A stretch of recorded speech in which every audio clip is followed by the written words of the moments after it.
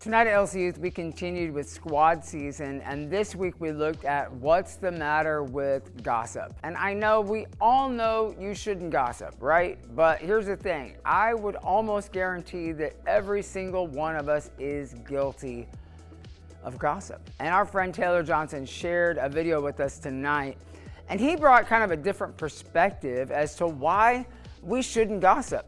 He looked at Galatians chapter 6, verses 1 and 2, and that says, "Brothers and sisters, if a person is discovered in some sin, you who are spiritual restore such a person in a spirit of gentleness.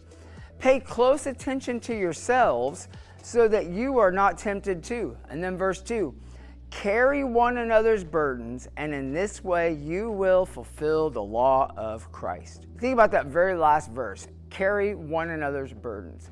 Taylor pointed out that if we're gossiping about something, if we're sharing something, guaranteed it's not something great, it's not something positive, it's probably a struggle or a shortcoming that we're sharing to make ourselves look better and them look bad.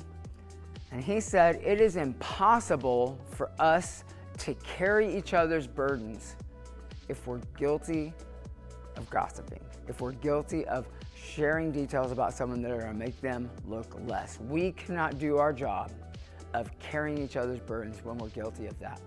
And his challenge to us tonight was this: be a trustworthy person. That when people that we love, that we care about, members of our church, our family, our church body, come to us and they share a difficulty, a struggle, a trial, that we are trustworthy enough to help them carry that burden instead of going around and talking all about it. Because the word we read tonight in Galatians, Paul wrote that when we carry each other's burdens, we fulfill the law of Christ.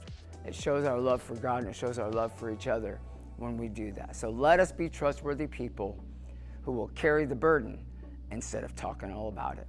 I hope you have a great week and we'll see you soon.